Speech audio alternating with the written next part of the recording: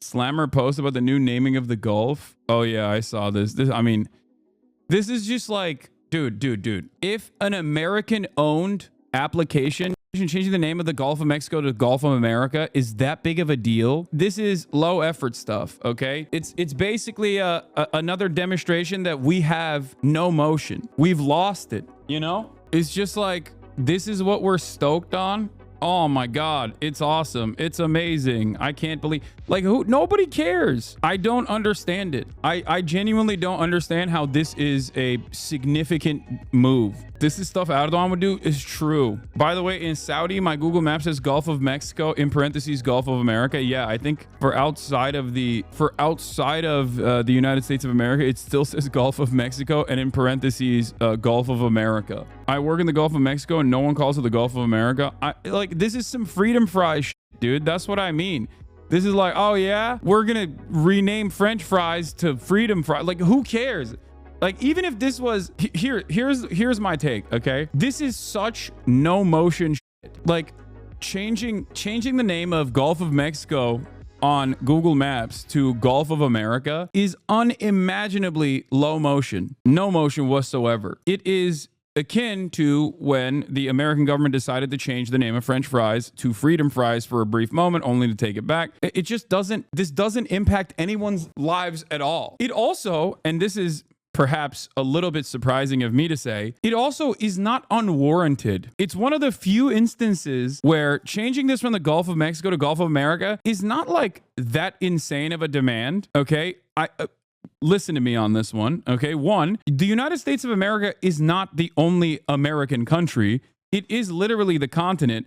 And there's also a ton of coastline on the Gulf of Mexico that the United States of America also has. So not only is it pointless, but it's also genuinely is not like that insane, I guess. You can say that the Gulf is surrounded by the continent of America. Exactly. So it's like, it's a very weird thing that the worst people are pointing to. It's a very weird thing that the worst people are pointing to as like a massive victory or whatever. It's so dumb. And ultimately, I think it's just not significant. I don't know if this is truly, because whenever Trump does stuff like this, there are like the conspiracy blue and on liberals that'll be like, this is actually to make treaties void, or this is because Donald Trump is going to engage in drilling or whatever. Like, he didn't change the name to the Gulf of Trump, right? As Fizz also said, it's correct. It's like he changed it to Gulf of America. It's not like that crazy of a demand in general. And also, it's basically just on Google Maps, which is an American, it's an American company. It's useless, it's petty, and also simultaneously, in a weird way, it's not like the worst thing. Do you know what I mean? Because like I said, this is the continent,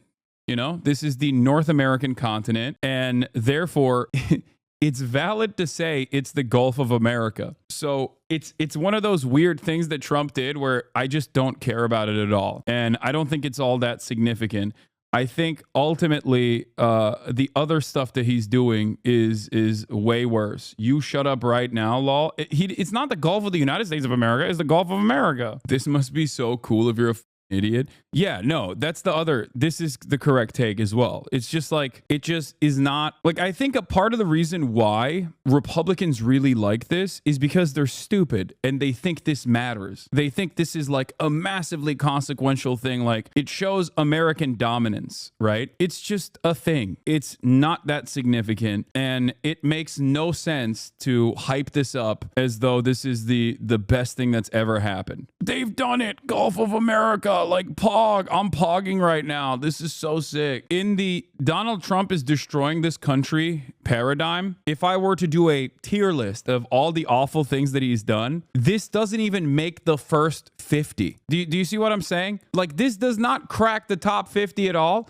Especially because if this was done in collaboration with like Mexico as well, and it wasn't Trump doing it, and it was like, hey, in order to showcase our friendship, like, and the fact that we are on the same continent and we are incredibly important allies, like, we are now switching the name of the Gulf of Mexico in unison with the Mexican government to the Gulf of the Americas, something like that. Like, most people would go, okay, that makes sense. You know what I mean? Like, in the past, in the past 2 weeks, it's about to be his first month in, Donald Trump has done so much awful so much that it makes no sense to spend any time on this. Hasan, you're trying to explain change to a chat that had a meltdown when you change mic cover colors. Fair, true. But yeah, this is all aesthetics. Why would it be the Americas when it's just North America? Okay, Gulf of America is actually a decent naming convention for it as well, for the record. But again, it's silly stuff. It's low motion. He's an old white guy. Like most old white guys, he loves maps. I think he sees changing the map in as many ways as possible as the lasting legacy he will have. Obviously, there are other reasons for Canada, Greenland, and Panama,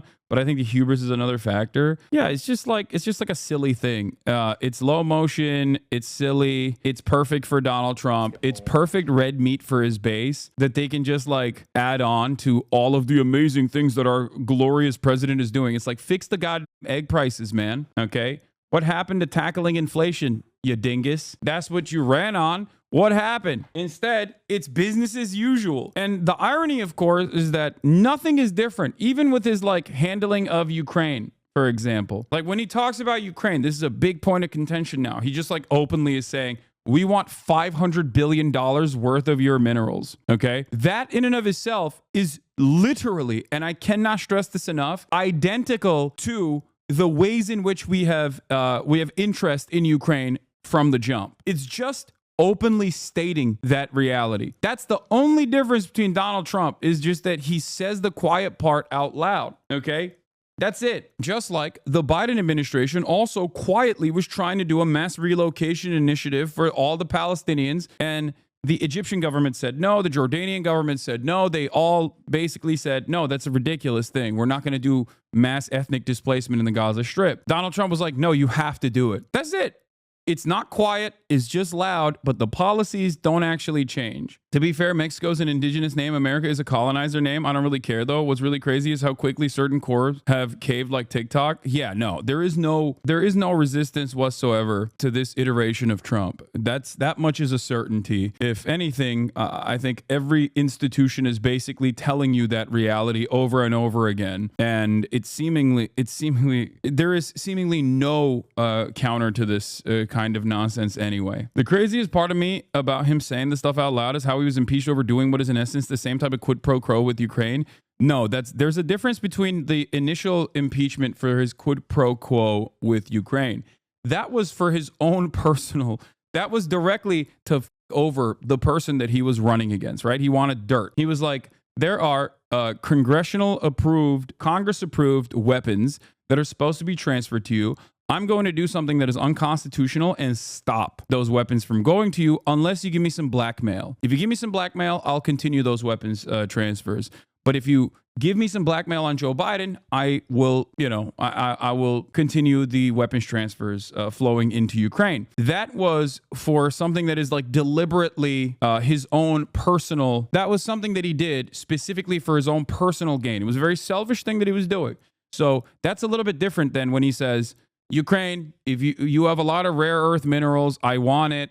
We'll keep giving you weapons, but you have to give us the minerals. That in and of itself is just American foreign policy laid out in full display.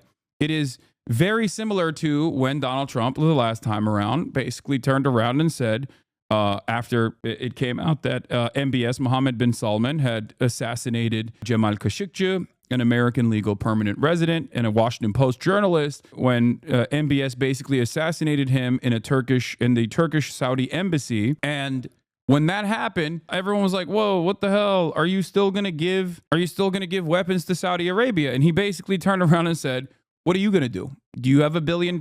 If they don't buy it from us, they're going to buy it from somewhere else. Do you have $1 billion to buy these weapons? Somebody's got to buy these weapons. That is American foreign policy. But you rarely ever hear American foreign policy be so openly explained in this way. Usually, Democrats at least know that you have to masquerade as like someone who cares about the rules and someone who is interested in, upholding a certain moral position, a certain moral posture. That's why the Israel stuff under Democratic rulership was incredibly difficult for them to deal with while also propagandizing, because it was very obviously at odds with the international rule-based order, right? It was very obviously at odds with that. And the Democrats could not contend with that reality, and they had a very hard time taking a defensive posture in the ways that they normally would. Trump doesn't do that. He just openly will be like, yep, what are you going to do about it? Yeah, this is it. This is my thing. I'm going to get money in return for all the weapons that we're giving to Ukraine. That's it.